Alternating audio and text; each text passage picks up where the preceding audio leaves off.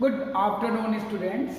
Now we are going to learn a new lesson number 7 of your textbook, the circulatory system.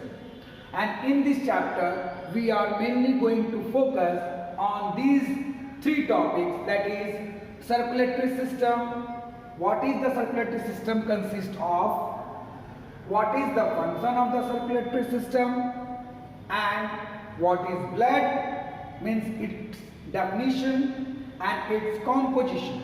Although I have written some things over here, but I am going to make you aware very clearly on every topic. So first of all, we will discuss about circulatory system. What is the circulatory system consist of? Actually, you know very well, there is a transport system going inside in our body, and that transport system mainly consists of the heart, the different blood vessels and the blood. So heart is the pumping center of the body, and it is located between the two lungs just above the diaphragm. We will discuss more about heart in our next class when I will explain the different structure of the heart. At that time you will understand its location. Now the different blood vessels. There are two different blood vessels, means three different blood vessels. What are the name? First is artery, second is vein, and third is capillary. We will discuss on this topic as well. So, what is the circulatory system consist of, or what are the different parts of circulatory system? So here we will write the name, that is called heart, different blood vessels and blood. So these three things mainly compose the circulatory system or transport system in our body.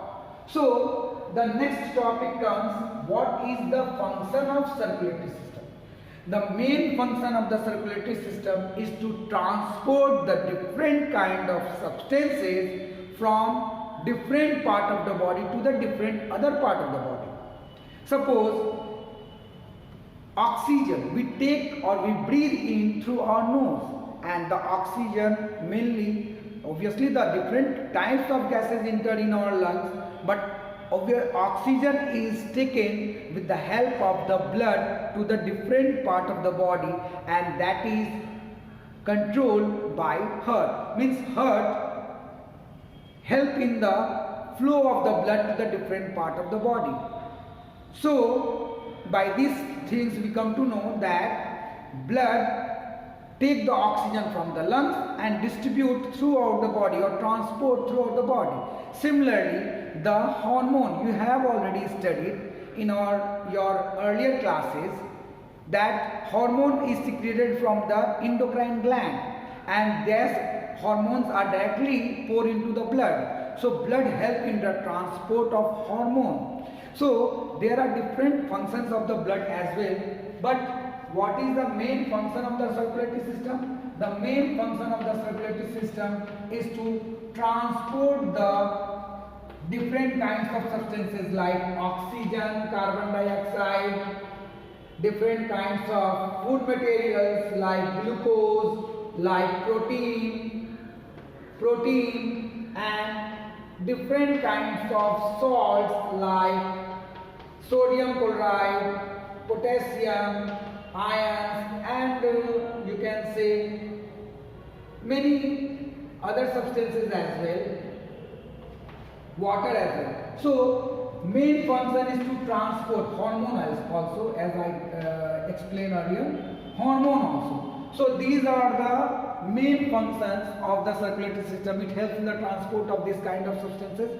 But as the blood contains three kinds of blood cells, that is called RBC, WBC and platelets, so they have their own function. So in this way the circulatory system also helps to transport of oxygen and carbon dioxide with the help of RBC.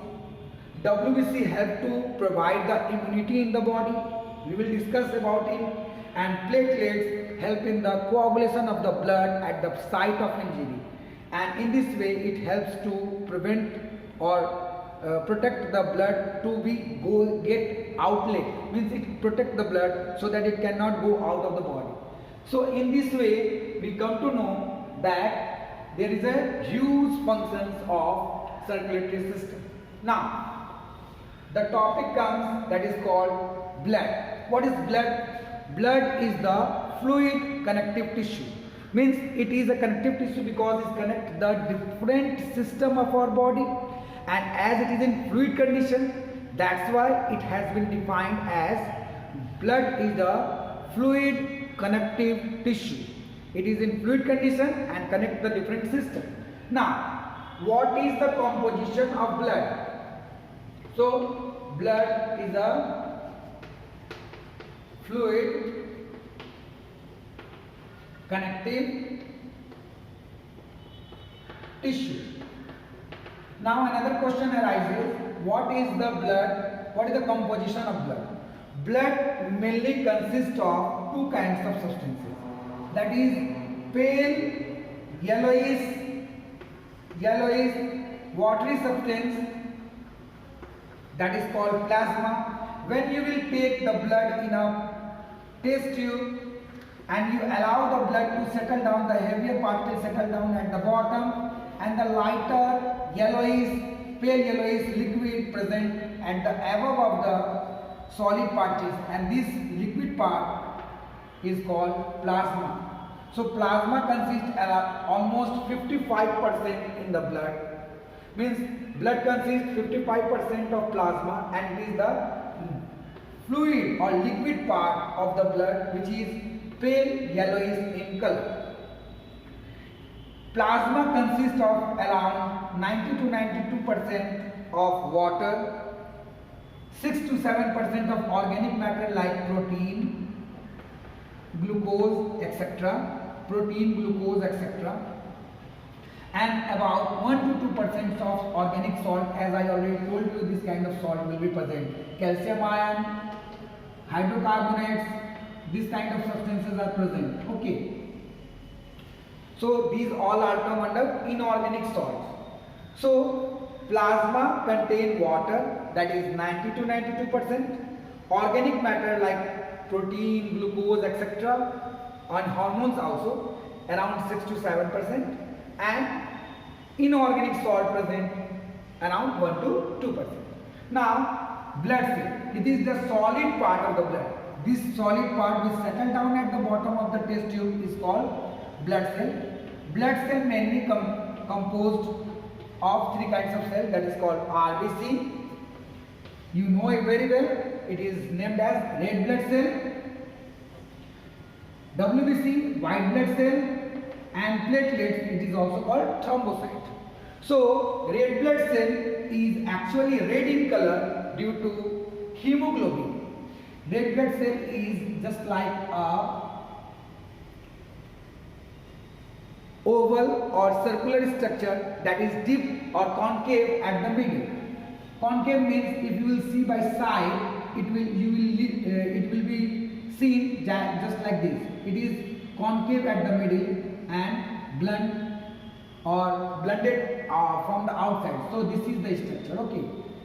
So this is the RBC. RBC, the matrix of the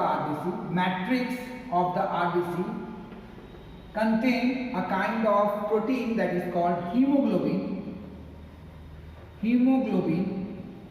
and this hemoglobin is actually composed of heme, that is called iron containing globulin protein. So hemoglobin is iron containing protein which is red in color. So red blood cell, which is biconcave in structure, contain hemoglobin, and this hemoglobin gives the red color to the RBC. Now WBC, as usual, it is colorless. And what is the function? So it is colorless because it does not contain any kind of pigment, although RBC contains hemoglobin as a pigment. WBC has no pigment, so it is colorless. Although it is written is white in color, but it is not actually white, it is colorless, and it helps to provide the immunity. I didn't explain about the function of RBC. RBC helps to transport the respiratory gases, that is called oxygen and carbon dioxide. So this oxygen and carbon dioxide is transported with the help of RBC throughout the body. Okay, so this is the function of RBC. What is the function of WBC? WBC used to provide immunity in your body. It used to kill the germs which enter into your body from outside. So this is the function of WBC. And what is the function of platelet? Platelet is also called thrombocyte, and it helps to make the clot or close the opening. If suppose you got any injury over here, anyhow you got the injury and the blood is coming out of your body, so at that point of injury it make a clot, it block the blood to comes out. So in this way platelet help to protect the blood to comes out of the body by making a clot. So it helps in the clotting of the blood at the site of injury. So this is the whole introductory part of the circulatory system which you have studied today. Go through through your book, study it properly. If you are getting any kind of problem, you can discuss in our online classes. Hope you will understand. Thank you. Bye bye.